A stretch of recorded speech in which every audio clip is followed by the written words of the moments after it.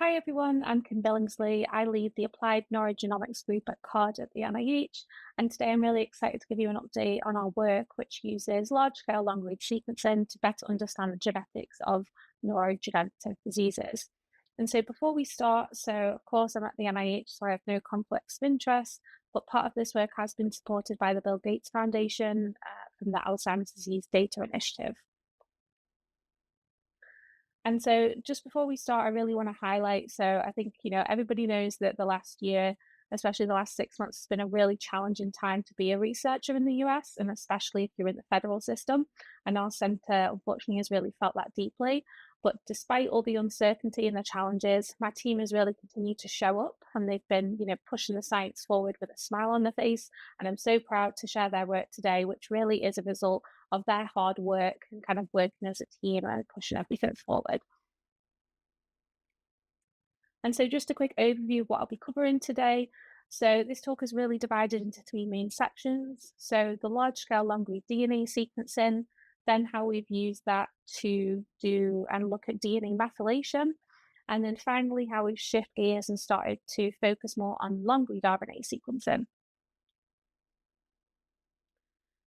But before we dive into those results, so here's just a quick background on why long-read sequencing is really important for neurodegenerative disease research, which can also be termed as NDDs.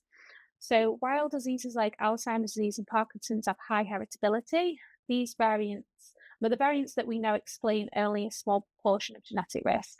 And so the missing heritability likely involves more complex genetic variants such as structural variants and tandem repeats and epigenetic mechanisms. And these types of variations are really hard to detect with the current traditional methods. And so long-read sequencing allows us to phase complex genetic variants, resolve repetitive regions, and capture methylation and transcriptomic data from the same molecule. So this really means that we'll be able to reveal more biology that short-read technologies miss. And so to address these gaps in NDD genetics, we launched the CARD long-read sequencing initiative. And so the main goals of this are to assess the role of complex genetic variants, resolve complex regions of interest, such as the HLA, the tau, the GBA loci. We'll also be able to assess the impact of these complex variants on gene expression. And importantly as well, because we get this data with the nanopore data, we can start to investigate the methylation patterns across samples and diseases. And so just to give a quick update on where we're at with the large-scale long-read initiative.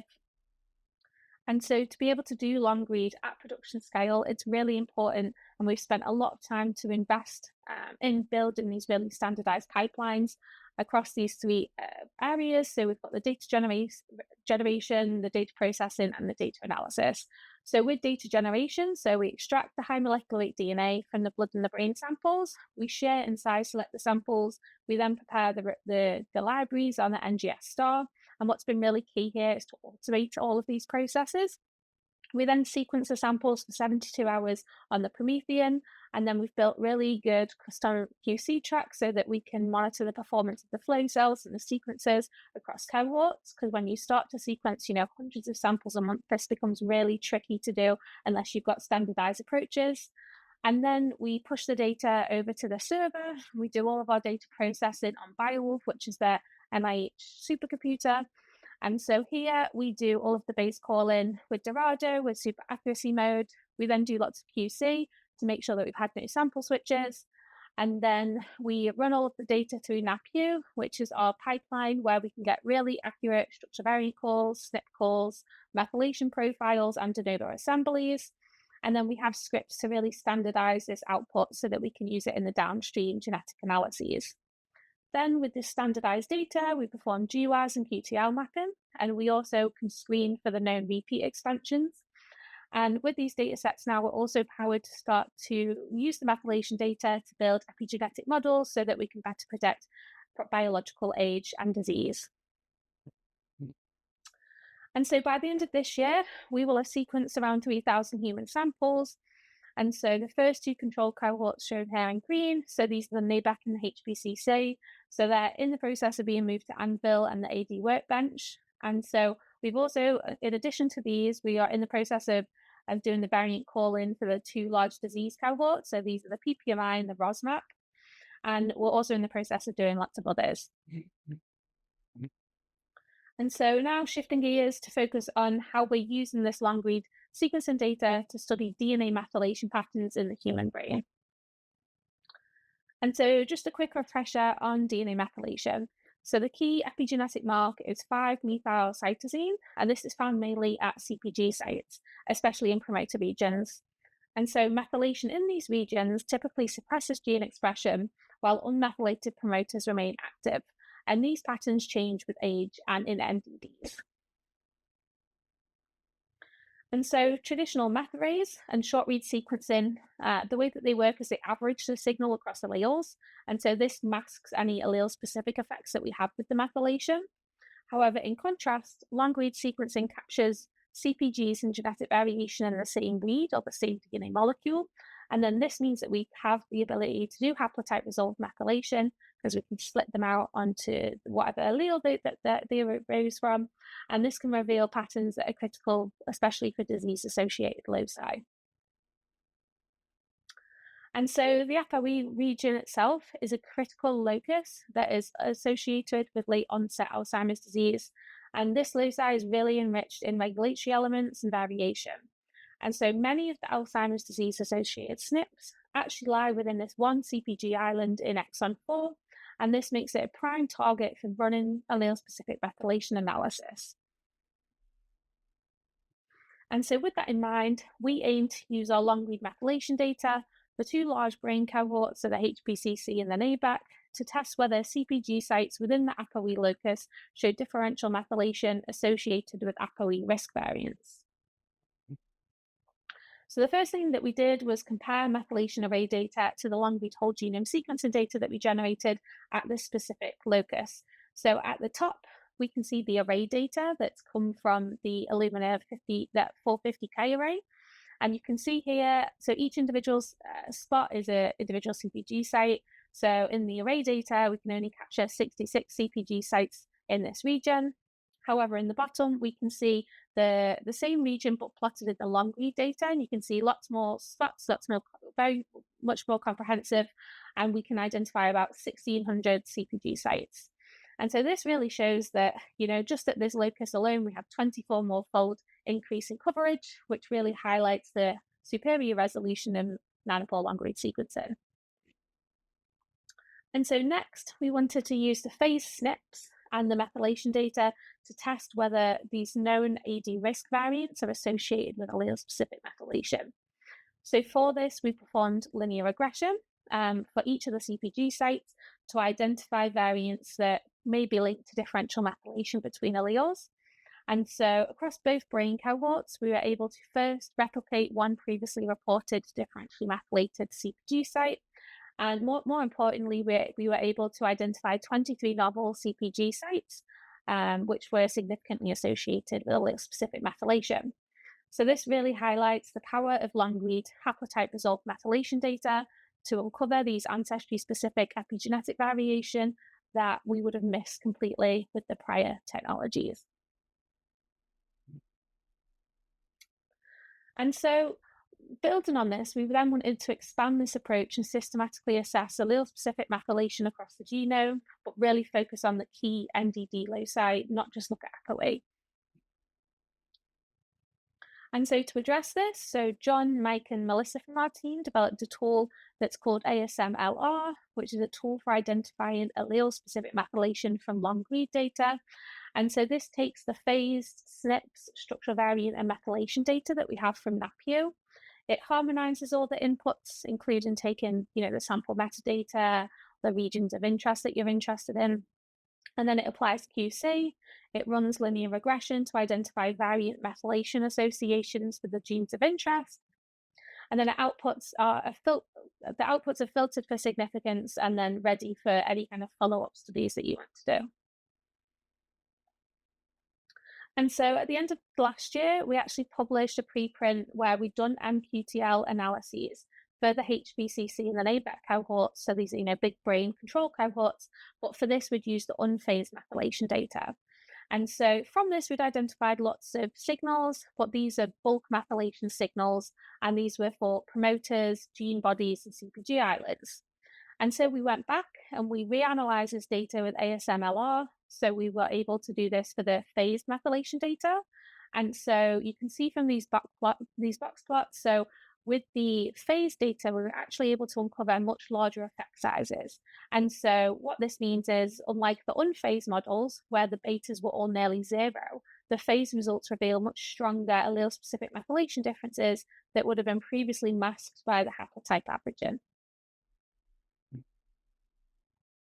And so if we just look at the Alzheimer's and Parkinson's risk loci and we compare the phased and the unphased, we can see that many of the MQTLs are only detected with the phase-in. And so the example at the bottom, so this shows a SNP that is associated with differential methylation of a CPG island. And so if you have the SNP, it's associated with methylation changes, and this was only identified in the phased analysis. And so from the methylation plot, you can see at the top, so if you're homozygous for the SNP, you get hypomethylation. Sorry, if you're homozygous for the reference, so if you don't carry the SNP, you have hypomethylation, which is shown in blue. The plot in the middle, so this is the heterozygous carrier of the SNP, and you can see that the reference allele is hypo. However, the allele that carries the SNP is hypermethylated, as we can see in red. And at the bottom, we've got a homozygous carrier of the SNP. So this is also hypermethylated on both alleles, where you can see by red. And on the right, so this is showing the differences between the phased and the unphased data. So the plots at the top, so you can see in the phased data, you have two very distinct groups. So most people have a methylation around 40% at that CPG island. However, there's a very distinct group that have 80% methylation. However, you can see in the unphased plot that when we do the averaging, you kind of lose a lot of this signal.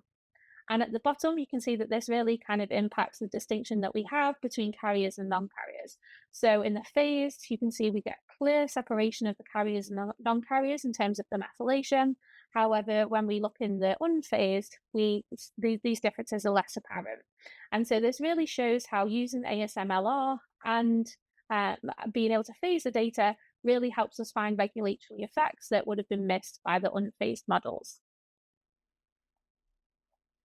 And so finally, in terms of methylation, so our next step, we aim to use the cloud long-read methylation data to develop more inclusive and accurate models for predicting biological age with a focus on ancestry-aware insights. And so epigenetic clocks are widely used to estimate biological age for DNA methylation and are increasingly applied in terms of the context of aging and NDT research. And so clocks like the Hovarth clock and Hannon clock have shown utility, but most were built using array data. So they've only really been trained on European populations, and also they only have a limited number of CPG sites. And so this really limits their generalizability, especially in diverse populations where performance often drops due to the lack of representative training data and resolution. And so to overcome this and the limitations of the existing epigenetic clocks, particularly in non-European populations, we use the long-read methylation data that we've generated here and an open source machine learning tool called GenoML. And so this framework really enables the flexible, reproducible model building and benchmarking and supports the development of more inclusive and data-driven clocks. And so as a baseline, we first asked, how well do the existing clocks perform with our long-read brain data?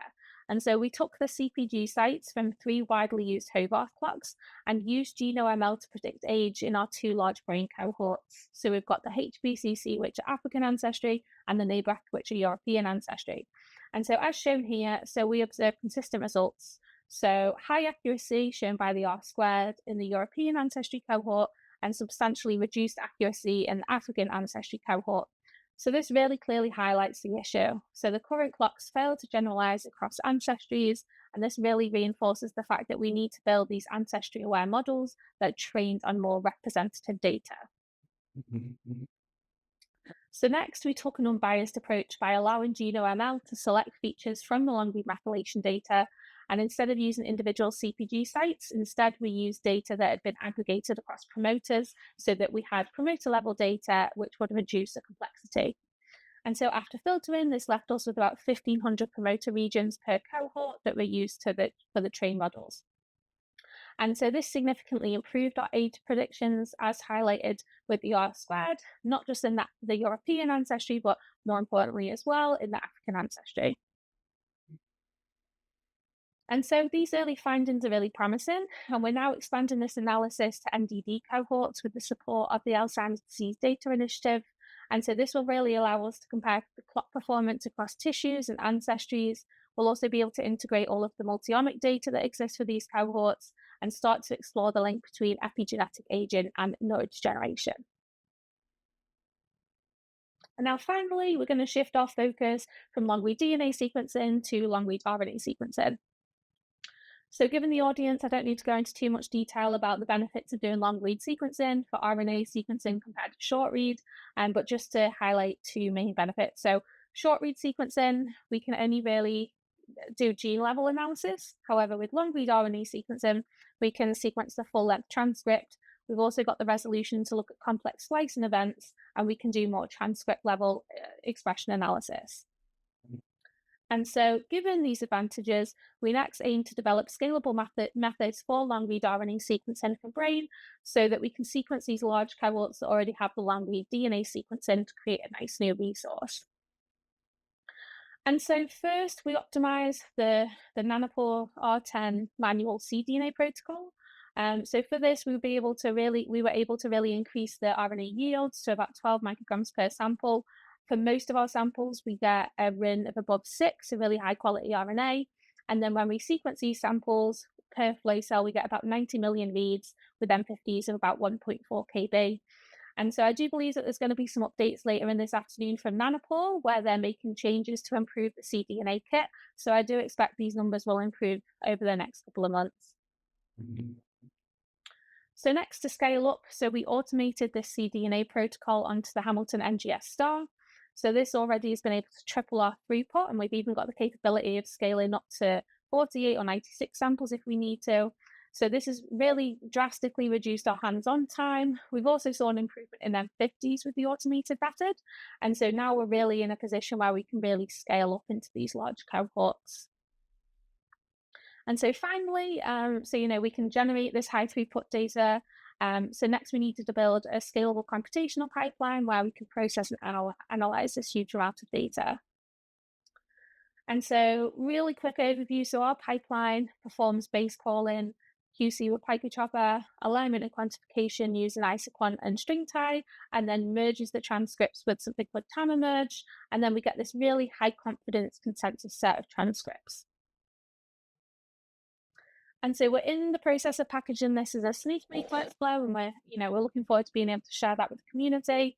And then we're also in the process now that we've done all the RNA extractions of applying this whole workflow to our first large brain cohort, which is the NABEC cohort, so that we have this nice data set of around 200 control brains that will have the matched long-read DNA and RNA sequencing. And so our goal is to release this integrated data set around the end of 2025 so that everybody can access it and it can be used as a resource for studying brain transcriptomics and NDDs. And so just to quickly summarize, so we've been able to generate large-scale long-read data sets for NDD cohorts. We've been able to use this data to start to map allele-specific methylation, develop methods to do that, especially at key NDD loci. We've also used the methylation data to start to develop more inclusive and accurate epigenetic age prediction models for application in diverse disease cohorts. And also, finally, we've been able to establish a scalable method for long-read RNA sequencing for brain samples.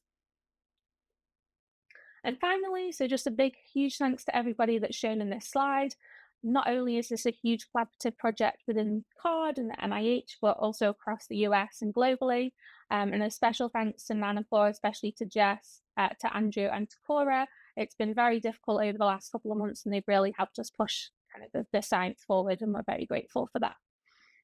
So with that, thank you very much, and I'm looking forward to taking questions at the live Q&A.